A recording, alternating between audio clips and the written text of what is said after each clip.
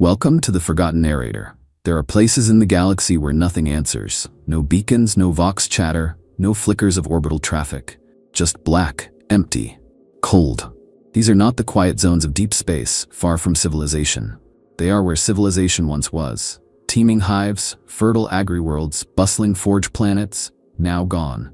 Not destroyed in the sense of fire and ruin, but consumed. These are the graveyards of the Tyranids, and they are silent. There is something uniquely horrifying about that silence.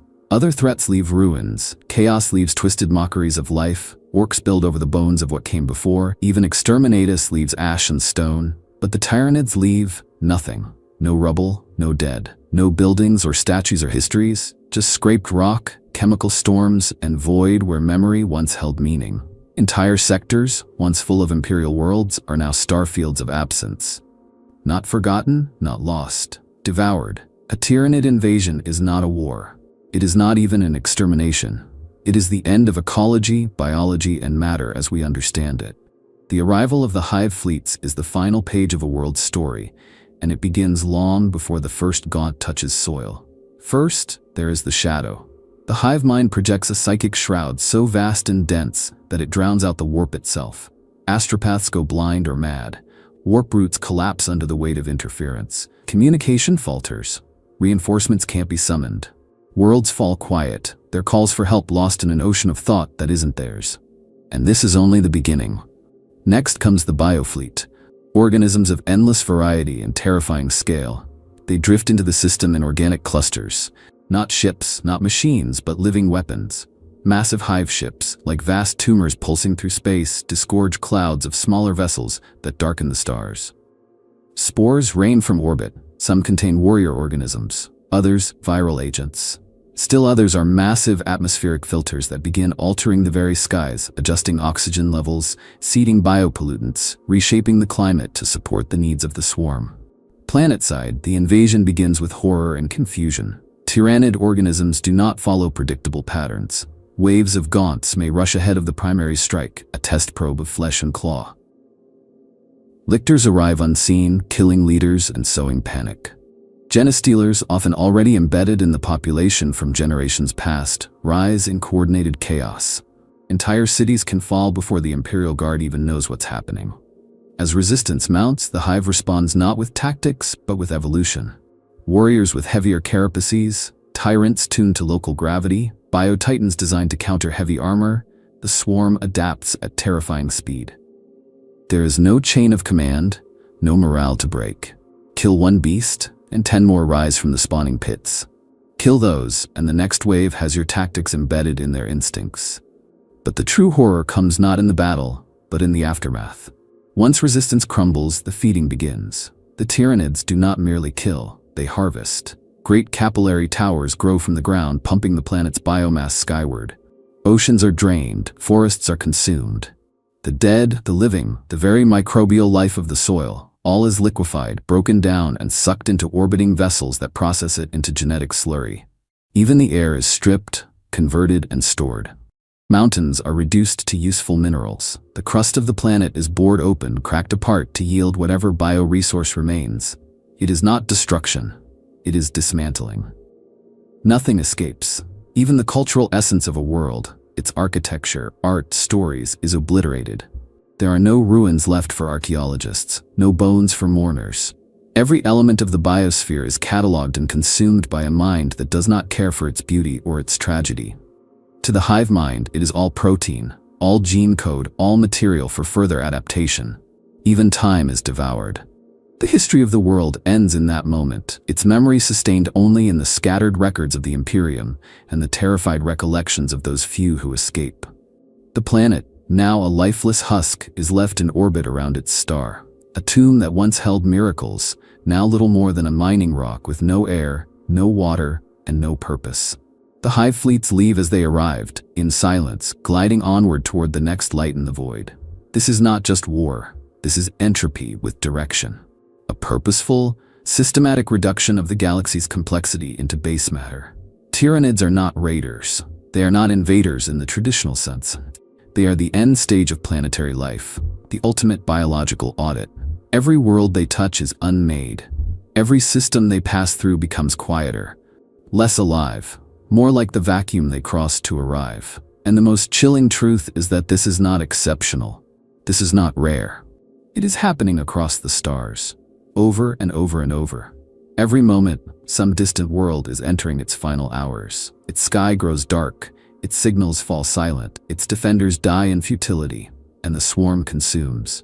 Somewhere deep within the administratum, in endless archives of data vaults and dust-heavy record halls, there exist entries marked with a single designation: Exterminatus equivalent, non-imperial. These entries denote not actions taken by human hands, but something far more unsettling: systems lost without fire, judgment, or any chance of return. Entire sectors listed as voided, with worlds annotated simply as no longer present. These are the echoes of the Tyranids, recorded in the only way the Imperium knows how: bureaucracy and silence. When a sector falls to the Great Devourer, it often vanishes not in flames but in red tape. The first reports are panicked, planetary governors sending rushed astropathic signals of strange sightings, disappearances, psychic disturbances. As the shadow of the hive mind settles over the region, these messages grow less coherent, often descending into madness or cryptic last words. The sky screams, the blood sings, they are beneath the soil. Then, nothing. In the great halls of the Imperium's data keep, these silences are logged, time-stamped, and moved into awaiting investigation folders. Some stay there for years. Others are quietly closed, marked as lost xenos, or in some cases, blamed on warp storms or civil unrest. The truth that these worlds have been utterly consumed, stripped of biomass, and erased from the stellar map is rarely acknowledged outright.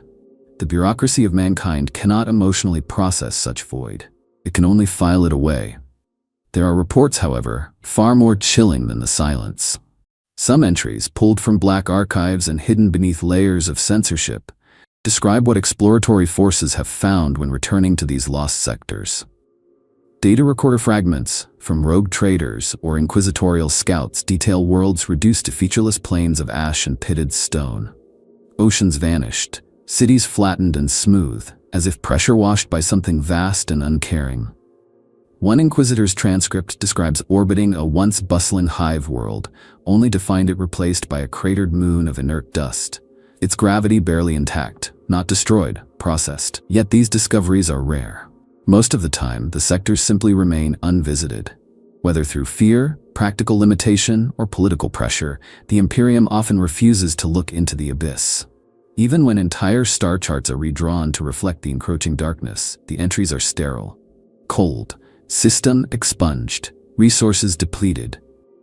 The human heart of these places, the lives lived, the cultures grown, the generations who called them home, is ignored. The Adeptus Mechanicus, more precise in their records, note the biological loss in more quantifiable terms. They speak of petabytes of gene seed data lost forever, of unique flora and fauna coded in no other archive, gone. Forge worlds with experimental STCs, agri-worlds with modified crop genomes, night worlds with hereditary battle rights, all of it devoured. Not just the physical, but the informational, the historical, the metaphysical weight of these places. It is a cultural genocide enacted on a galactic scale, and the only monument to it is a redacted field in an imperial index. Occasionally, a clerical error brings one of these dead sectors back into attention. A requisition order is sent, or a tithe demand mistakenly issued. These are quickly corrected, but not before some low-level functionary must confront the chilling line: no response received, sector unresponsive. Some send follow-ups, fewer still escalate the issue. Eventually, someone in a high seat sees the truth and deletes the request entirely. What is left, then, are records of non-existence. Sectors that should be there, marked by coordinates and outdated cartographs, but no longer functionally present. Traders avoid these places. Pilots change routes. Navigators sense a wrongness in the warp when drawing near. The galaxy learns to look away, but even that forgetting is recorded. It is deliberate. A slow erosion of history until these sectors are not only empty of life, but of memory. The Tyranids do not merely consume matter, they erase meaning. The Imperium, in its own cold way, helps them finish the job. Not by design, but through the numbing weight of its own survivalism. It cannot mourn every loss. It cannot remember every world. And so, with a flick of a stylus and a stamp on a cogitator scroll, Another light in the void is marked as extinguished forever. There were worlds, once, that were not footnotes in an inquisitorial report or forgotten in the labyrinthine stacks of the administratum. Worlds that sang their own songs, whose people danced to rhythms unheard anywhere else in the galaxy. Human colonies tucked in the crooks of stable binary stars, or Xenos civilizations nestled within gas-giant moons, unknown to most, unbothered by the larger tides of war. Worlds that lived quietly and died in silence. The Tyranids did not arrive with spectacle to these places. There were no fleets to oppose them, no titans to challenge them, no chapter banners raised in defiance. These were not worlds girded for battle. They were outposts, settlements, homes. And when the hive fleets found them, they did not bother announcing themselves. They descended like a biological tide, silent and exacting, and in days, sometimes hours, these civilizations were gone. Some of these species we never even knew existed. There are whispers among the Ordo Xenos of strange ruins discovered at the edge of space, clearly recent, clearly advanced, yet no record, no genetic sample, no linguistic fragment survives. Just empty structures and fossilized detritus, lying on rock worlds completely stripped of all organic matter. The only clue to what happened, traces of Tyranid bioresidue and planetary scarring consistent with mass biomass extraction. These civilizations, likely millennia old, were swallowed before their names could echo beyond their own systems. Cultures extinguished without memory. No vengeance, no mourning. Their last moments not recorded in epic final stands, but in the slow obliteration of everything they were. It is a death beyond death, the loss of place, of time, of meaning. Even among humans, the fringe colonies fare no better. There are thousands of sanctioned settlements barely connected to the wider Imperium, worlds founded in optimism, in exploration, often outside rigid oversight. Some sought freedom, others knowledge, others penance. When the Tyranids arrive, these worlds are often too distant for response, too remote for reinforcement. By the time the Imperium receives their distress calls, the signals are already days old. By the time a ship is dispatched, if it is at all, it arrives to nothing. There is one report, only partially decrypted, of a world called Meliora, a low-population agri-colony with lush fields and vast, oxygen-rich forests. The last message received, a single sentence from a sobbing child over an open Vox link. The sky is full of wings. Then static. A recon vessel sent decades later found no remains, not even bones. The soil itself had been altered, denatured, as if the very concept of life had been removed. What do we call these worlds now? Empty rocks? Lost systems? They had names, they had languages, art, faith. None of that matters to the hive mind. The Tyranids do not recognize sapience or significance. They see resources, DNA strands, nutrients.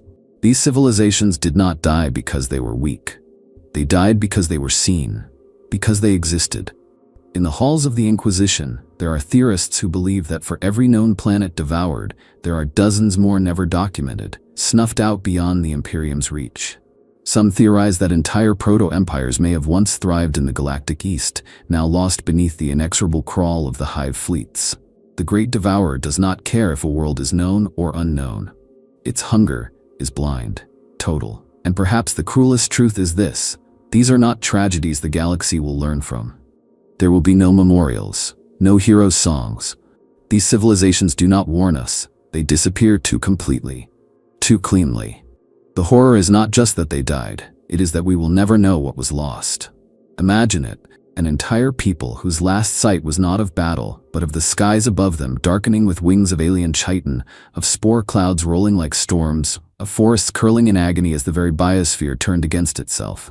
They died with no one watching, no one recording, no one remembering.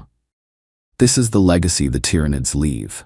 Not ruin, but absence. An erasure so profound that even the stars seem colder in its wake. In the cold gulf between the stars, there drift ships with no home to return to. Hulks without signals, fleets without cause. They are the remnants of resistance, the echoes of last stands, and sometimes vessels that never even had the chance to fight. They haunt the void near devoured systems like ghosts clinging to memory, bearing silent testimony to the fury that consumed their worlds. These ghost fleets are not always the ruined carcasses of Imperial Navy forces. Many are civilian convoys that tried to flee in those final desperate hours. only to be intercepted in orbit or torn apart as they ran.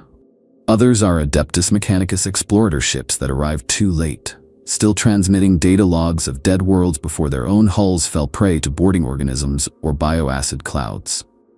Some of the largest are massive pilgrim arcs, packed with thousands of souls who believed faith would protect them, now drifting, cracked open, their insides stripped like the worlds they fled. There is a terrifying pattern to how the Tyranids deal with voidborn threats. They do not simply destroy ships, they harvest them. Boarding organisms, mycetic spores filled with ravenous genostealers or customized lictors, are deployed like surgical strikes. They breach hulls, flood corridors, and begin the feeding from the inside out. Human defenders often die in seconds, but not always. Sometimes the biomass isn't collected immediately. Sometimes whole crews are found days later, exsanguinated and desiccated, corpses arrayed in horrifying anatomical displays. It's unclear whether this is a form of communication, dissection, or simply instinctive behavior. But it's never random. The hive mind wastes nothing, not even terror. Naval wreckage found near these systems is often stripped down to its core. Ceramite, plasteel, and even exotic alloys are harvested by repurposed macroorganisms that break them into usable biomass or molecular fodder. Entire space stations, ringed habitats, and orbital docks have been found partially melted, their mass absorbed into nearby hive ships that seem to grow thicker, more gnarled, as they consume. When salvage crews attempt recovery, on the rare occasions they dare, they find ships hollowed of all organic matter. No mold, no bacteria, no oxygen, just metal, scraped clean. Some ghost ships transmit fragmented logs, auto-recordings. One such ship, the Veritas Unbound, was discovered a century after its disappearance near the Perseus Veil. Its log played continuously, looping a final message. Do not enter orbit, the planet is gone, they are still here. The crew was missing, the escape pods untouched. The main spire was carved with Tyranid spore claws, not in damage but in symbols, as if the hive mind had signed its work. And yet, even in death, these ships speak. To those who study them, inquisitors, magos biologists, rogue trader cartographers, each ghost vessel is a warning. The Tyranids do not just consume, they unmake. A battle-damaged cruiser might tell the story of a losing war. A drifting hulk tells of something worse, that there was no war at all. That the foe was so vast, so efficient, so unstoppable, that resistance didn't even register. There are horror stories told among voidfarers, of ships that answer no hails, only to suddenly change course and approach, venting biogas. Of drifting freighters whose black box logs contain screams, not from humans, but something mimicking human speech, layered in vox static and chitin scrape. Some claim to have seen hive ships themselves using captured Imperial hulls as lures, dragging them behind like bait lit from within by unnatural bioluminescence. These tales are often dismissed by the wider Imperium. Superstition, stress hallucinations, warp ghosts. But the reality is this: the Tyranids do not leave ruins in the traditional sense. Their ruins float, they drift, they remind, and sometimes they lure. There are parts of the galaxy where navigators deliberately block routes, not because of warp storms, but because of the sheer number of drifting ships. Too many. A debris field kilometers wide, not asteroid belts, fleet remains, from dozens of worlds, all converging, all pointing, some say, toward the next target. And in that convergence lies the terrifying truth. The Tyranids are not careless. They are not chaotic. Even their waste is structured. Even the ruins they leave behind have meaning. These ghost ships, these silent witnesses to planetary death, are not just leftovers. They are markers, warnings, perhaps even part of the hive mind's design, a psychological weapon built from our own fear. A graveyard that still watches us back. There are few things more heart-wrenching in the Imperium than arriving too late. For all its massive armies and endless fleets, the Imperium of Man is slow, ponderous, and bound by its own inefficiencies. It takes time to muster the Astra Militarum, time to plan deployments, to navigate the warp, to communicate through astropaths, and time is exactly what the Tyranids do not give. By the time the Guard arrives, the battle is often already over. Or worse, it never even began. Imagine the scale of preparation. Regiments torn from distant hive worlds, loaded onto aging transport ships, commissars drilling men with sermons of duty and vengeance. All of it focused on a single objective: to hold a line, defend a world, protect humanity. And yet, when they exit the warp, they find not battle, but nothing. There are first-hand accounts, bitterly transcribed by scarred officers, of guard fleets arriving to orbit empty planets. Planets that should be glowing with city lights and orbital beacons, now dark. Vox frequencies filled only with static. Long-range auspex reporting atmospheric collapse, oceans drained, crustal damage on a planetary scale. No movement, no defenders, no enemies, just a grave. It is in these moments that the Guard faces a horror deeper than battle, helplessness. These are not soldiers trained for investigation or sorrow. They are blunt instruments of war. But what do you aim at when your enemy has already finished eating and moved on? Some commanders attempt landings, hoping for survivors. They rarely find any. When they do, it's often worse, a lone refugee, delirious and broken, raving about the sky bleeding or forests that walked. Sometimes it's just body parts dismembered and arranged in patterns the Guard does not understand. More often, there is simply dust and silence. There is one infamous account from the 142nd Vestali Dragoons, who landed on a once vital agri-world designated Aurelia Prime. They deployed in full strength, mechanized columns, aerial support, orbital oversight. What they found was a world peeled open. Crops liquefied, soil chemically altered, cities flattened into bone-white plains. The regiment spent weeks searching for enemies, finding nothing but Tyranid biospores still dissolving in the wind. The psychic echo of the hive mind's passing drove 3 psychers to madness. Within a month, the Dragoons had lost more men to suicide and confusion than to combat. Eventually, they were evacuated, not as heroes, but as broken ghosts. The Guard is not built for silence. It thrives in chaos, in the crush of warfare, in the clarity of command and resistance. But what the Tyranids leave behind is ambiguity, futility, a sense that nothing the Guard can do will ever matter against such a threat. Some regiments have their memories purged, their logs classified by the Inquisition. Others are reassigned without explanation, carrying with them the unspeakable knowledge that their purpose was denied by time itself. And still, they come. Regiment after regiment, mustered and deployed, only to find emptiness. The administratum cannot stop its gears. It reacts slowly, blindly. By the time word of a Tyranid approach reaches Segmentum Command, by the time orders are issued and warp routes calculated, the devouring is already underway, or complete. There is a deeper cruelty to this lateness. These deployments are not only failures of timing, but of meaning. Men and women conscripted, trained, and armed to save lives arrive to planets where life is no longer a concept. Their courage, their fear, their sacrifices, rendered irrelevant. Some begin to doubt the Emperor's gaze. Others lash out in rage, executing planetary officials who should have acted sooner, or turning their anger inward toward their own command. On a few rare occasions, they find remnants of Tyranid presence. Spores, gestation pits, perhaps a wounded organism missed in the extraction. These encounters often end badly. Without the larger hive mind to control them, these creatures become feral and unpredictable. But even in these small victories, the bitterness remains. Killing a single beast does not bring back a world. It does not uneat the children who once played in its fields. The Astra Militarum marches on, as it must. New orders, new destinations, new wars. But within the ranks, there are stories. Stories of the planets they couldn't save. The brothers and sisters who trained for nothing. The feeling of stepping off a landing craft onto a dead world, knowing you are too late to matter. These are the scars that do not bleed. The ones that haunt every silent deployment, every darkened sky. Because in the end, it is not just the worlds the Tyranids consume, it is purpose. And in the face of that kind of emptiness, even the Emperor's most loyal soldiers begin to wonder if the next war will come in time. Or if they will once again arrive to find the galaxy already gone.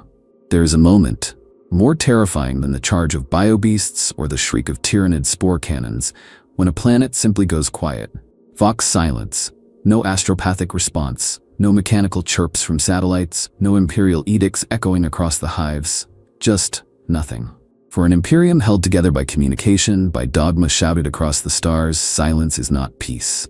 It is dread. And when that silence lingers, it becomes horror. The first signs are subtle, a delay in scheduled astropathic signals, An administratum report arriving late from a frontier agri-world. Vox operators reporting static where there should be commerce chatter. But the Imperium is vast.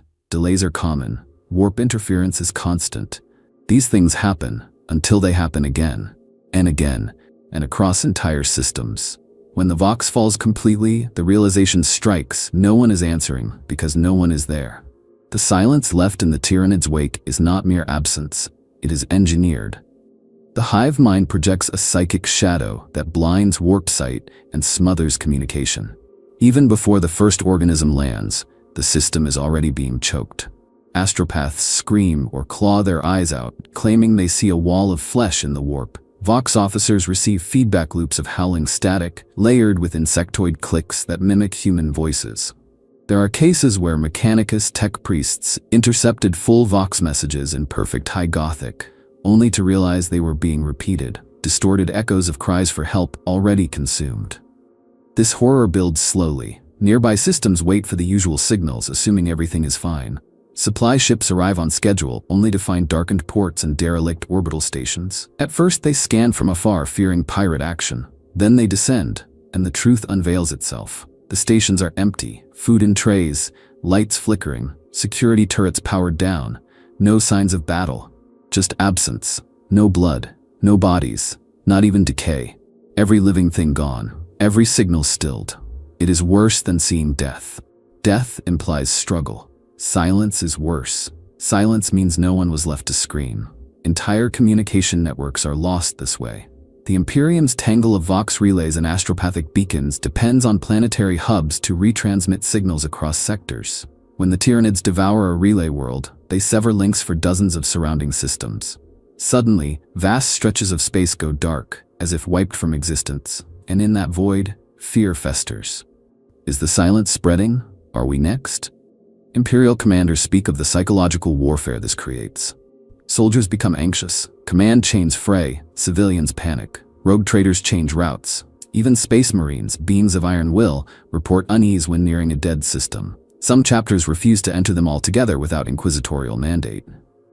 One librarian described the approach to a devoured sector as hearing the stars hold their breath. Worse still are the false signals.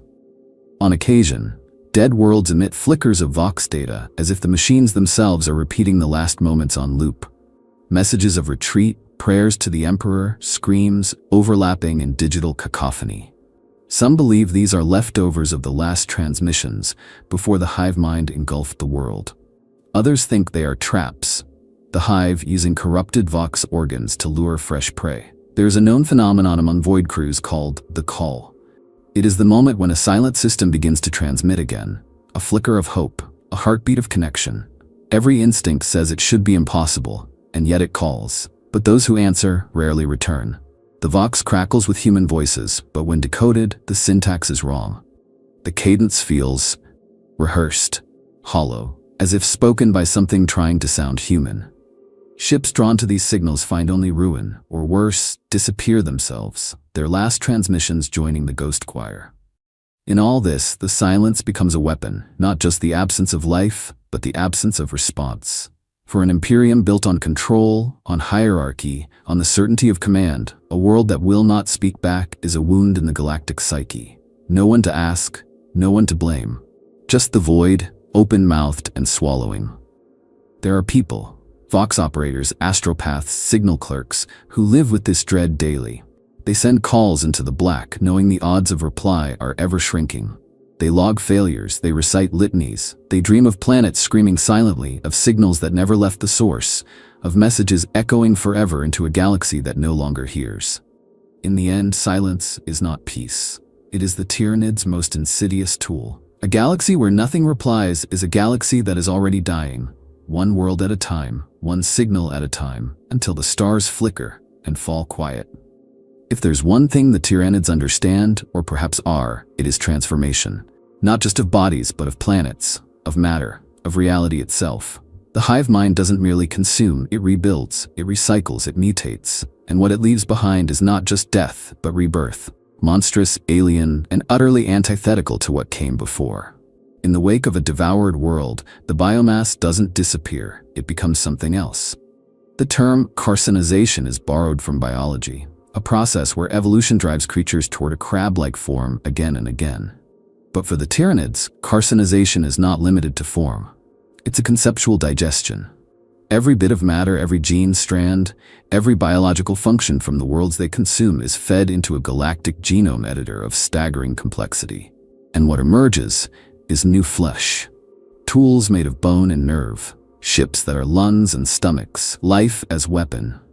Weapon as life. This is where the horror deepens, because the Tyranids do not just eat to sustain themselves. They eat to grow, to change, to perfect. The hive fleets are not static collections of beasts, they are evolving ecosystems. Every world consumed is a data point, a petri dish. The DNA of a jungle predator becomes the muscle of a hive tyrant. The regenerative traits of a desert lizard become the redundant organ loops of a carnifex. Even diseases are kept, adapted, weaponized, transformed into biopathogens spread by spore mines or vented from floating creatures with lung sacs grown from once human lungs. Some Magos biologists have theorized that the Tyranid fleets are not even truly separate, that the entire race is a single organism, spread across stars, each fleet a tendril probing the galaxy for genetic treasure. And every devoured world makes the next invasion stronger. Each loss builds the swarm. There is a sick poetry in this. Where humans speak of death and decay as an end, the hive mind sees only potential. And ice world's extremophile microbes become internal heat exchangers in next-generation Tyranid breeds. The natural toxins of a Xenos herbivore become a new biochemical weapon. Even psionic resistance, rare but real, is folded into the hive's adaptations, breeding new synapse creatures with shielded minds. The process is methodical. After a planet is stripped, the harvested biomass is transported into digestion pools within the hive ships. Massive vats of enzymatic fluid and tendrils where organic matter is broken down at the molecular level. It is here that the most perverse kind of resurrection happens. What was once a child, a tree, a mountain goat, a warrior, becomes slurry. That slurry is injected into birthing chambers. Out slither new Tyranid creatures, some resembling known forms, others twisted hybrids tailored to a coming battle. It is not reincarnation, it is reuse. In this way, the Tyranids violate even memory. What once was cannot even be mourned because it is still here, just not as itself, just not as anything recognizably alive. The spirit of a place, its ecosystems, its natural rhythms, all are erased, turned into tools, into teeth, into eyes on stalks that see only the next target. There are rumors among inquisitorial biologists that entire types of Tyranids can be traced to specific lost worlds. A hive guard strain supposedly evolved from crustaceans found only on the drowned world of Mirav V. A synaptic relay organism that mimics the thermal sacs of a Xenos race consumed in the eastern fringe. This means that the Tyranid form is not just alien, it is us, mirrored and twisted back. Every world they eat leaves a fingerprint on their future. This adaptation is not passive either. The hive mind actively tests, deploys, revises. A new bioform is dropped in combat, observed, and then either refined or discarded. Failures are not mourned, they are digested again, their matter repurposed. In this endless loop of consumption and iteration, the hive approaches something terrifying. Not perfection perhaps, but comprehensiveness. A biological library encoded in living monsters. And as each world falls, that library grows. So when we speak of the dead sectors, of the empty places where once there was life, we must remember, they are not truly gone. They live on in the worst way. In the claw, in the carapace, in the fluid that melts flesh on contact, in the brain of a synapse creature calculating how best to break your line. The Tyranids are not just death. They are the grotesque future that death becomes when driven by purpose. They are the devoured, reborn as the devourer. And the more we lose, the stronger they become, not metaphorically, literally. Every loss becomes a tool used against the next world. They don't just leave silence, they leave flesh, rewritten, unrecognizable, eternal. There's a cruelty in what the Tyranids do to beautiful worlds. Not the brute destruction of an exterminatus or the chaos warping of a daemon incursion, but a systematic defilement. Garden worlds, once lush with forests, waterfalls, and sun-drenched meadows, are transformed into grotesque parodies of life. The Tyranids do not merely destroy ecosystems. They overwrite them. What was once a paradise becomes a spawning ground. What was once sacred is now seething. It begins subtly. Before the swarm even touches down, the planet starts to change. The hive mind sends down its first agents, mycetic spores, fungal nodes, and microscopic parasites that begin rewriting the biosphere. Fungal blooms erupt across the soil, filtering the atmosphere, altering the composition of local water sources. Even before the major organisms land, the planet's own microbiota is under siege. Tyranids do not conquer nature, they replace it. Soon after, the air thickens, not with smoke, but with alien pollen, enzymes, and reproductive gases. The skies cloud with floating spore creatures, each one designed to spread a different form of biocorruption. Trees twist into feeding towers. Rivers clot with biomass-rich gel. Native creatures either die horribly or are mutated, reshaped into prey, bait, or living terrain. Even sunlight takes on a sickly hue as the upper atmosphere becomes choked with growth. Then the breeding begins. Tyranids do not need cities, they grow their hives. Massive capillary towers erupt from the ground like cancerous bones, connecting to digestion pools and spawning pits. These are not built, they are born. Beneath the surface, vast tunnels fill with embryonic sacs. Neuronodes pulse with alien thought. Warriors are gestated in flesh cauldrons, birthed fully armed and fully aware. The planet is now a factory, every square meter contributing to the war effort. The horror is in the precision. This is not mindless expansion. The terraforming is tailored. The hive mind molds each world differently, crafting specific ecosystems to optimize the gestation of new bioforms. If a planet has high gravity, new exoskeletal strains evolve to endure it.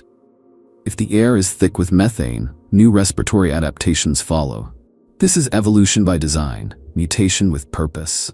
Each world becomes a laboratory, a nursery, a forge of living weapons. Consider the fate of Paver Prime, once a shrine world known for its crystal oceans and floral archipelagos. When the Tyranids came, they did not raise the shrines or flatten the mountains. They consumed them. The oceans turned into acidic soup, birthing aquatic bioforms with translucent hides and jagged teeth. The floral islands became overrun with pulsing seed pods that exploded with spores at the slightest touch. Pilgrimage turned into death march. Beauty into horror. The psychological impact of this perversion is profound. Survivors speak of sacred groves turned into organic nests, their leaves replaced with chitin. Of mountain peaks now topped by hive spires, weeping slime down once pristine cliffs. The Tyranids corrupt not with fire, but with fecundity. They take the joy of life and twist it into endless, alien reproduction. A cycle of birth that serves only war. Even after the swarm leaves, the planet is forever changed. The hive fleets may strip the biomass and move on, but the scars remain. Tainted soil, eroded magnetospheres, chemical anomalies in the upper atmosphere, and sometimes remnants, a dormant spore buried deep, a gestation sac overlooked, a clutch of genostealers frozen in hibernation. The world may appear empty, but it breathes faintly still. In rare cases, the Tyranids leave something behind. A minor hive node, a seeding organism, a biobeacon calling to other fleets. These remnants are not accidents. They are investments. The hive mind thinks in galactic centuries. What looks like an abandoned world may be a future beachhead, already shaping its environment to suit the next wave. And so, a once beautiful world is not only devoured but repurposed. There is no dignity in its death, no poetry in its end. Just function, just flesh, just the cold logic of a mind that sees a paradise and thinks, womb. Tyranid terraforming is not war. It is colonization without compromise. Life, stripped of meaning, becomes substrate. Worlds, once cherished, become nurseries for nightmares. The galaxy shrinks with each such transformation, not just in territory but in wonder. For every garden turned hive, we lose not just land but hope. And the worst part? There is no going back. Even if the hive fleet is destroyed, even if we reclaim the soil and scrub the air, the world will never be the same. Its soul is gone. Its nature has been reprogrammed. It may wear the mask of life again, but underneath, it still remembers the hive. And somewhere, deep in the earth or far above in the stars, the hive remembers it too. The ecclesiarchy is no stranger to death. Its priests preach martyrdom, its saints are forged in fire, and its sermons often echo through battlefields thick with corpses. But what the Tyranids leave behind challenges even their most steadfast faith. Because where chaos corrupts and orcs desecrate, the Tyranids erase. And you cannot sanctify what is no longer there. To the ecclesiarchy, every world is a sacred charge. Even the lowliest mining moon is watched by the eyes of the emperor. Shrine worlds glow with constant pilgrimage, and cathedrals rise high into toxic skies. Faith is everywhere, inscribed in every stone and whispered in every breath. But when a hive fleet comes, it does not just destroy these holy things. It devours them. Icons, relics, manuscripts, bones of saints, all gone. Digested. Stripped from existence so completely that it becomes impossible to mourn them properly. This is theological horror. It is one thing to lose a holy world in battle, its temples shattered but its spirit remembered. It is another to have a world simply vanish, to be informed by a dry communique that the entire sector is now biomass deficient. The priests have no place to weep. No shrines to rebuild, no relics to recover. The emperor's light, they are told, has gone out and left no ash behind. Some within the ecclesiarchy interpret these losses as divine punishment. They whisper that perhaps these worlds were unworthy, that their faith faltered, and so the emperor allowed them to be swallowed. This is heresy in all but name, but desperation breeds dangerous theology. Others, more radical still, claim the hive mind is a test sent by the emperor himself, a purification through annihilation. They envision the Tyranids not as enemies, but as a divine winnowing scythe, separating true believers from the chaff. These cults are swiftly silenced when they are found. But for most priests, the truth is simply unbearable. They stand in pulpits and shout defiance into the void, preaching vengeance against an enemy they cannot touch. They commission martyrdom plays of the last defenders of lost worlds, even when no record of such resistance exists. They sanctify the names of planets that have become empty stars, hoping that in doing so, they keep them alive in the emperor's memory. There are reports of confessors leading missions into devoured sectors, armed not with bolters but with incense and litanies. They bring back nothing but silence, or do not return at all. Yet still, they go. Because the alternative, that entire parishes, congregations, and spiritual legacies can be simply removed, is a wound too deep for the faith to endure. And then there are the miracles. Or at least, the rumors of them. A voxcaster found still transmitting the litanies of Letov amidst the ruins of a hive city, devoured 5 years prior.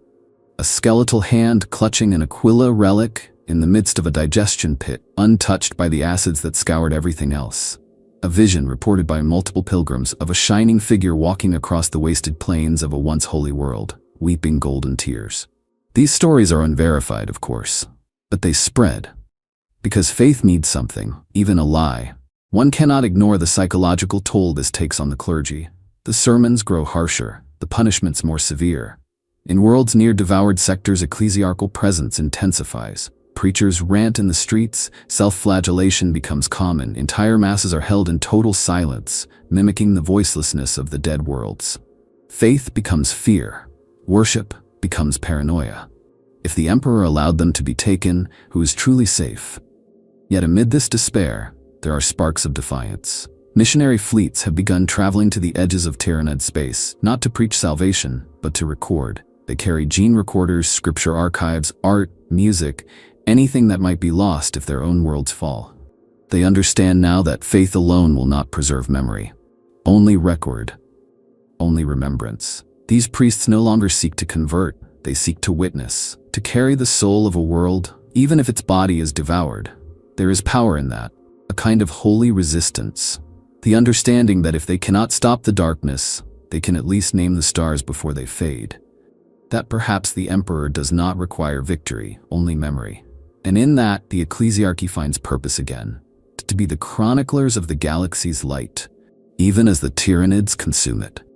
Because in a galaxy of darkness, where whole sectors vanish without echo, sometimes the only thing more powerful than faith is remembrance. And the Tyranids, for all their hunger, cannot yet eat memory itself. Not while someone still dares to speak its name. There are those who survived, not many, not enough to make a difference, but they exist. The rare, shattered few who crawled from the wreckage of devoured worlds. Not warriors or heroes, not always. Sometimes it's a child hidden in a grain silo. A shuttle pilot who launched before the sky cracked open. A serf who fell into a cave during the feeding and emerged days later into a silence so complete it broke his mind.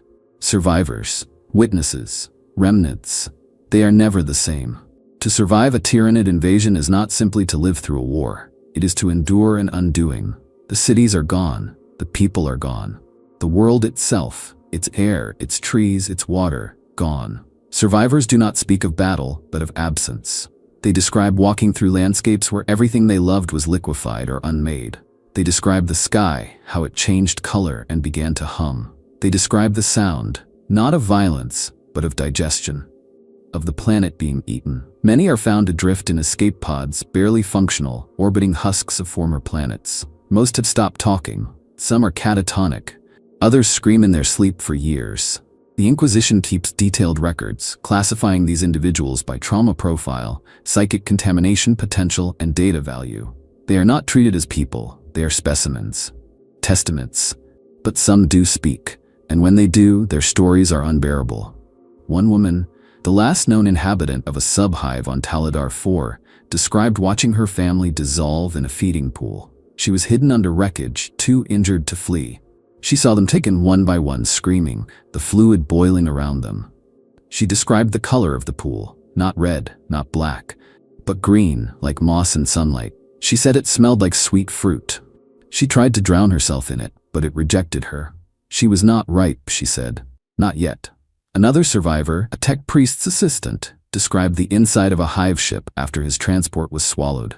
He survived in a cargo container with limited oxygen, eating nutrient paste and recording his descent. He described walls that pulsed, organs that breathed. He said he heard voices, not screams, but echoes of screams, layered and rhythmic, like a chant. He was recovered when the hive ship was destroyed in orbit. He has not spoken since.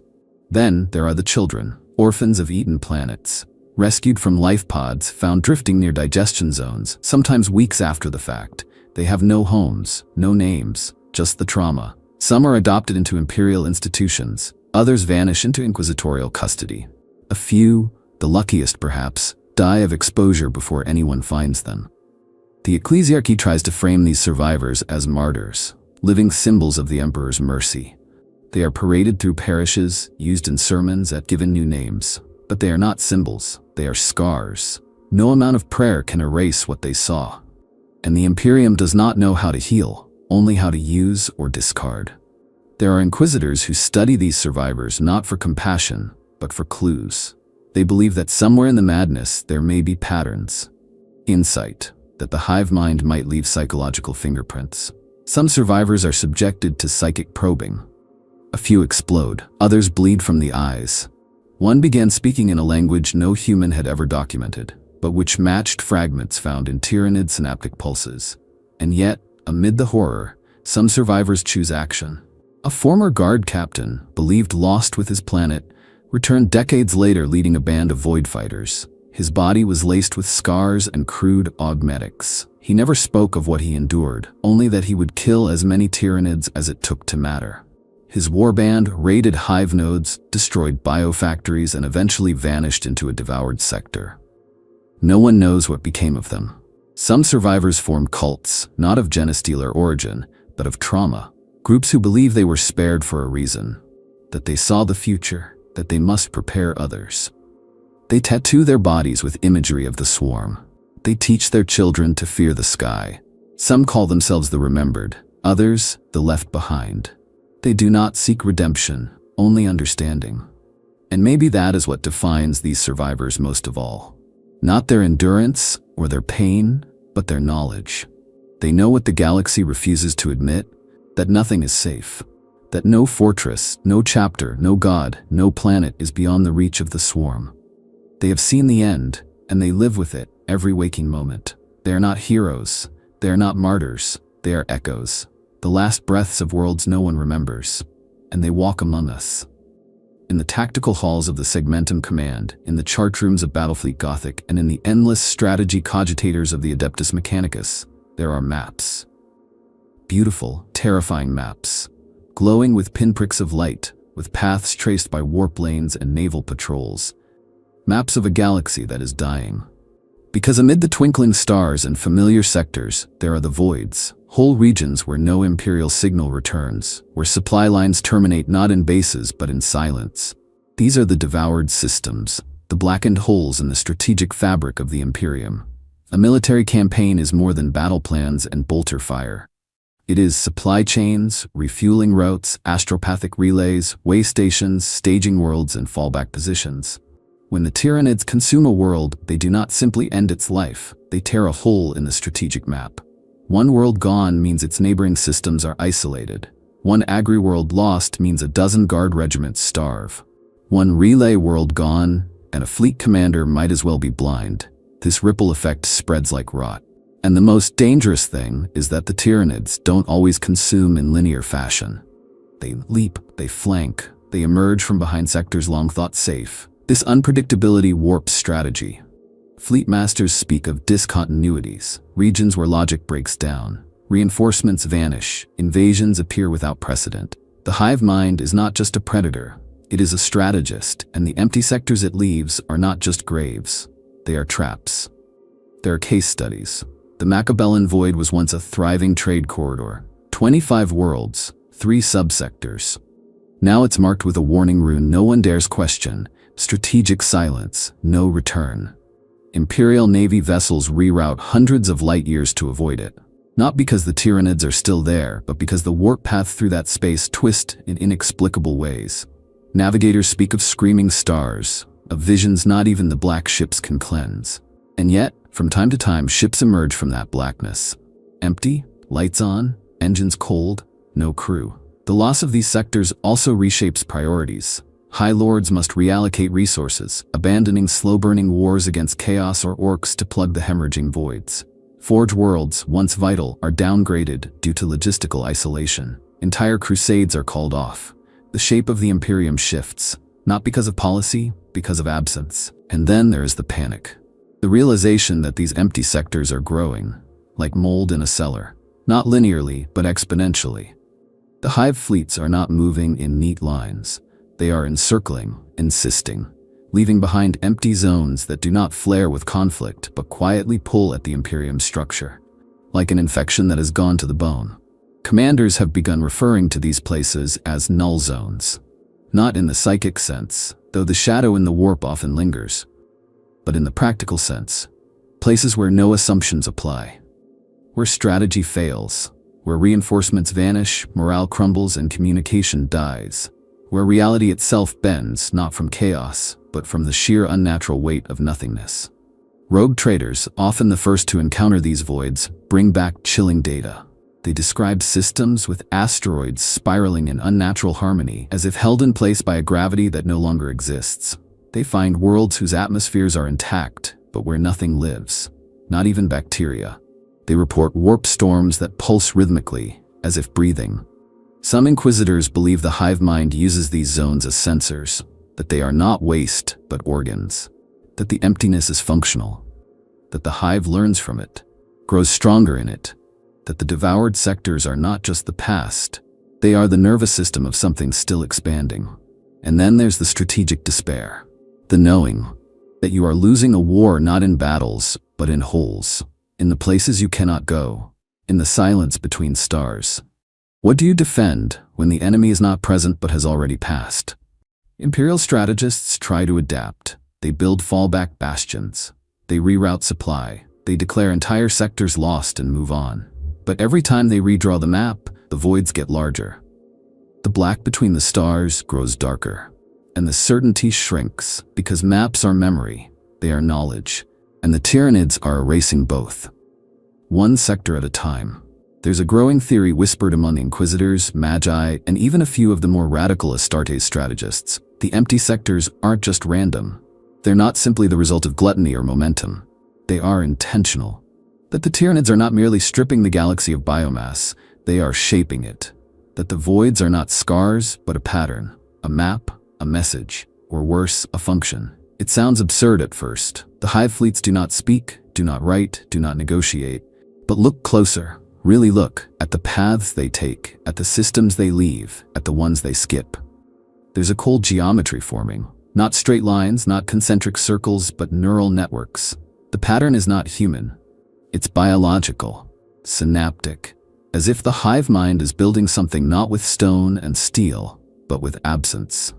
Several inquisitorial studies have tried to overlay Tyranid invasion patterns across known warp topographies. The result?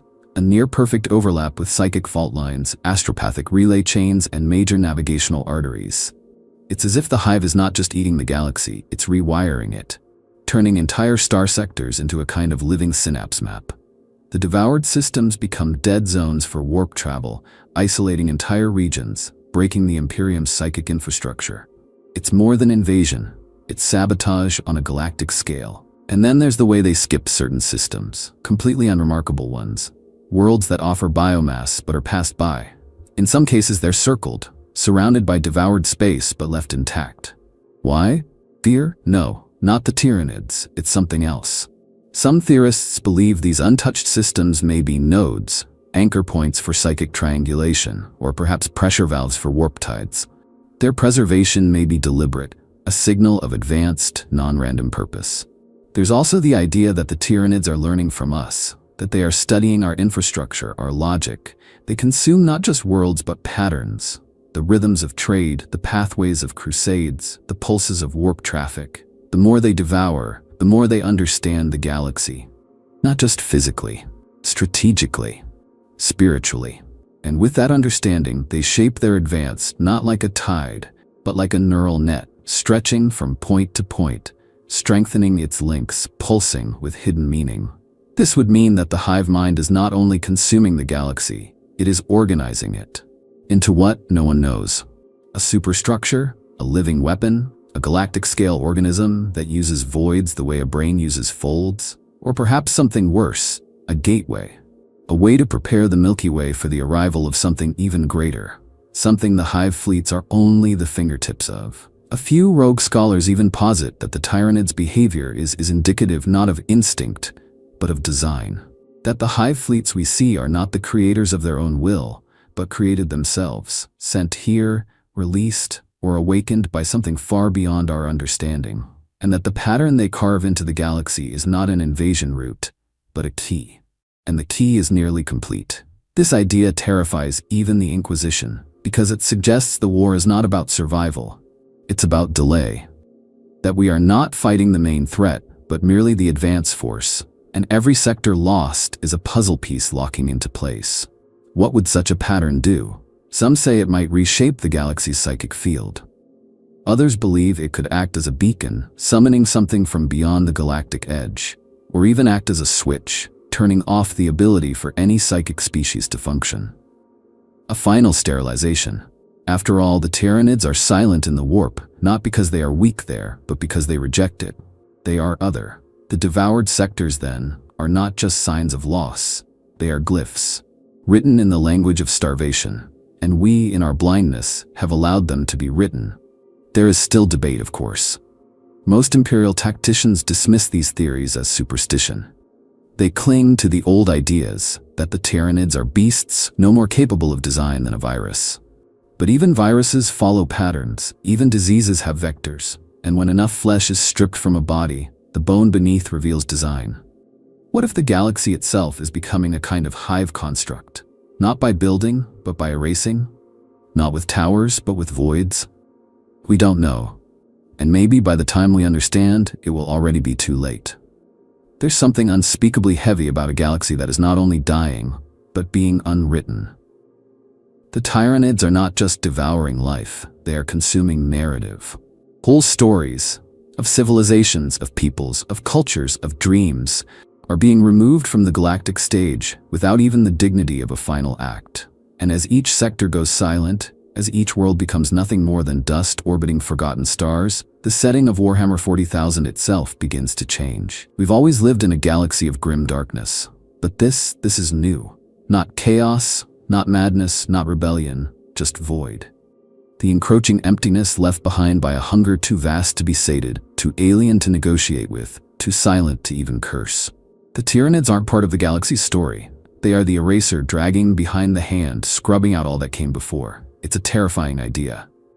That there may come a time when the Imperium can no longer call itself a galaxy-spanning empire because too much of the galaxy no longer exists. That the warp lanes charted in ancient times now lead to nothing. That the maps held in the golden halls of Terra are more ghost story than strategy, that every prayer for guidance is met with the silence of worlds that are already gone. And what does that leave? For the Astartes, for the Inquisition, for the faithful and the doomed, a creeping suspicion that there may be no final war, no cataclysmic clash, no end times worthy of an epic. Just nothing. One world at a time, one call unanswered, one memory lost, until what was once a sprawling nightmare of violence and ambition becomes a whisper, a ruin, a silence deeper than the void. But in this despair there is a strange kind of beauty. Because in the face of annihilation, not by fire, but by forgetting, we fight harder, we remember louder, we scream into the void not just to be heard but to exist, to matter. Every guardsman who plants a flag, every sister who lights a candle in the ruins of a chapel, every inquisitor who demands a record be made, they are not just fighting Tyranids. They are fighting nothingness. They are saying we were here. We are here. And that matters. In a universe where the stars themselves may one day be consumed, the act of resistance, of creating, of remembering, of recording becomes sacred. Every tale told is a weapon. Every archive a fortress, every whispered legend of a fallen world a victory. Because the hive mind cannot eat memory, not unless we let it. That is our final duty, our last stand. Not just to fight the swarm, but to preserve the meaning of what was. To sing the names of the dead sectors, not as statistics, but as stories. To raise monuments in vox waves and prayers and war songs. To ensure that when the last world flickers beneath the tide, someone, somewhere, still remembers what was lost. This is why we must tell these stories. This is why this channel exists. If this haunted journey through the empty sectors moved you, if you felt the chill of their silence, the echo of their erasure, then I ask you now, subscribe. Not just for the lore, not just for the passion, but to stand with those who remember. Because in the face of the Devourer, we must never fall silent.